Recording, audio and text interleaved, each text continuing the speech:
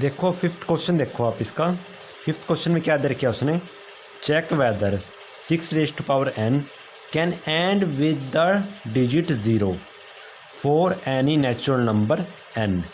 आपको ये रकम दे रखी है 6n। ये ऐसे कह रहा है कि n की किस वैल्यू के लिए जो उसकी एंड डिजिट होगी वो क्या आएगी, 0 आएगी। थोड़ा रफ में बता रहा हूँ मैं आपको। जैसे कि ये मेरे पास है 2⁵ है। 2⁵ कितना होता है मेरे पास, 32 होता है। इसका जो एन डिजिट है कितनी है, 2 है। इसी तरीके से ये पूछ रहे कि 6n के लिए n की किस वैल्यू के लिए इसकी लास्ट डिजिट क्या आ जाए, 0 आ जाए। चेक करना आपने, ये हो भी सकता है या फिर नहीं हो सकता। ठीक है, आपको एक बात और पता होनी चाहिए, अगर किसी नंबर की एन डिजिट 0 है, इसका मतलब किससे डिवाइड होगा, वो 10 से डिवाइड होगा। जैसे कोई मान लिया मैंने 50 है, 50 एन डिजिट 0 है, तो ये किससे डिवाइड हो सकता है, 10 से डिवाइड होगा ये। अगर ये 10 से डिवाइड होता है, 10 से डिवाइड होता है, तो इसका मतलब 10 किससे आगे किससे डिवाइड होता है, 2 और 5 से। इसका मतलब क्या है, अगर कोई नंबर 10 से डिवाइड होता है, 10 से डिवाइड होता है, इसका मतलब वो 2 और 5 से भी क्या होगा, डिवाइड होगा।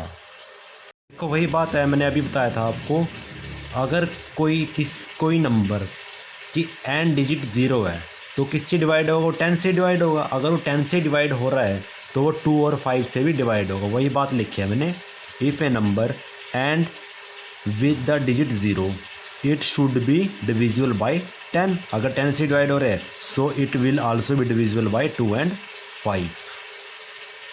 अब उसके बाद लिखेंगे हम prime factor.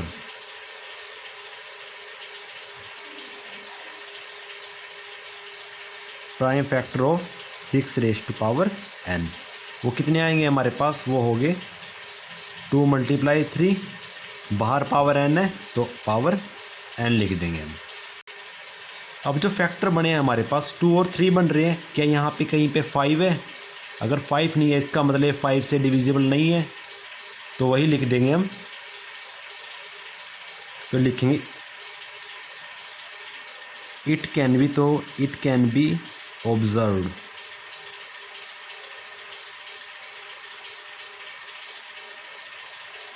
That 5 is not a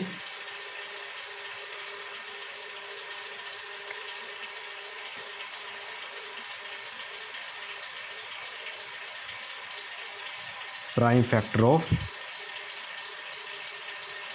6n का प्राइम फैक्टर नहीं है। देखो अगर यहाँ पे 5 इसका प्राइम फैक्टर नहीं है तो इसका मतलब क्या होगा, hence for any value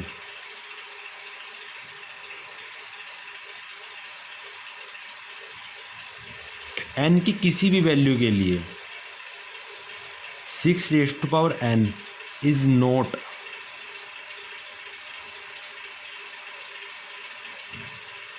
divisible by 5।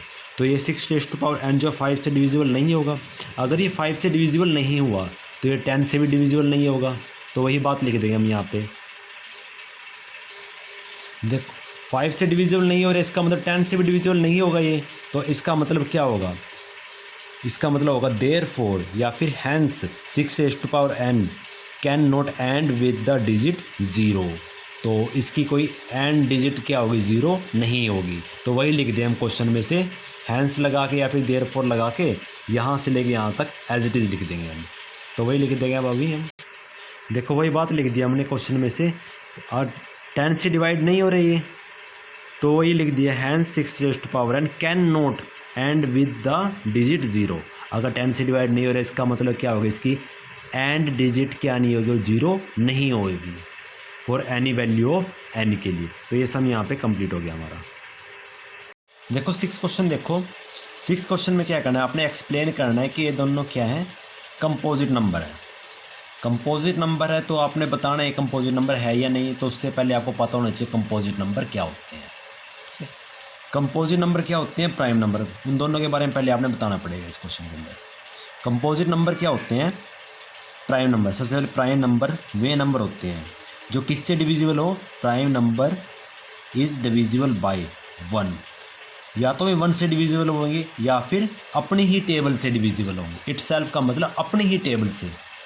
जैसे हमारे पास 3 है, 3 क्या है, या तो ये 1 से डिविजिबल है, 1 से तो है ही ये, या फिर डिविजिबल हो खुद की टेबल से, तो ये क्या है, प्राइम नंबर है। जैसे कि मेरे पास 19 है, मेरे पास ये किससे डिवाइड होता है, ये तो 1 से डिवाइड हो सकता है या फिर अपनी ही टेबल से, तो ये क्या है, ये प्राइम नंबर, और किसी तो नहीं डिवाइड होता। इस तरीके से कंपोजिट नंबर क्या होते हैं, composite number is divisible by that number, उस नंबर से होते हैं which is other than 1 and itself, जो नंबर 1 और उससे अलग होगा। जैसे ये 20 है, 20 क्या है, 1 से तो डिवाइड होता है, ये 20 से भी डिवाइड होता है। 20 से अलग और किस किस पे डिवाइड होता है, ये 2 से भी डिवाइड हो जाता है, ये 5 से भी, 4 से भी, 10 से भी। तो ये नंबर जो 20 है वो इन दोनों को छोड़कर इनसे भी डिवाइड हो रहा है, यानी और भी कई नंबरों से डिवाइड हो सके, तो वो क्या होता है, कंपोजिट नंबर होता है। अब इन दोनों को चेक करेंगे हम, ये नंबर है, ये लिख लिया मैंने, इसको पहले थोड़ा सिंप्लीफाई करेंगे। अब देखो ये दोनों मल्टीप्लाई में है, मल्टीप्लाई करके लिख दिया मैंने यहाँ पे, ये 13 इसके साथ मल्टीप्लाई प्लस 13, यहाँ पे भी 13 है, यहाँ पे भी प्लस का है, सारे से बार 13 कॉमन आ गया, 77, ये बना दिया, ये 78 हो गया हमारे पास प्लस करके। अब देखो 78 के प्राइम फैक्टर ये हो गया हमारे पास, तो ये क्या है, इसके प्राइम फैक्टर क्या है, ये है हमारे पास, जो इस नंबर के प्राइम फैक्टर क्या है, 1 से अलग है, तो ये क्या है, it is a composite number, therefore it is a composite number.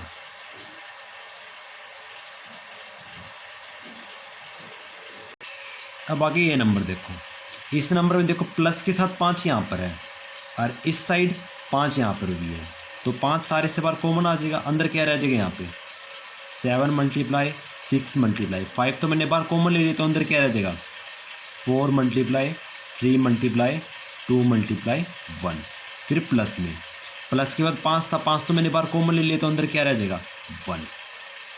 अब इन सब की मल्टीप्लाई कर लो आप। अब देखो इन सब की मल्टीप्लाई करने के बाद क्या आएगा, हमारे पास आ गया 1008, प्लस में 1 है, मल्टीप्लाई में 5 है यहाँ पे, तो 5 मल्टीप्लाई ये कितना हो जाएगा 1009। तो इसके प्राइम फैक्टर भी अलग अलग आए हैं हमारे पास, तो देखिए यहाँ पे, अब यहाँ पे देखिए 5 तो प्राइम नंबर है और जो ये नंबर है इसके आगे फैक्टर नहीं हो रहे, तो लिख देंगे हम, यहाँ पे लिखेंगे can not factorised, can not factorised,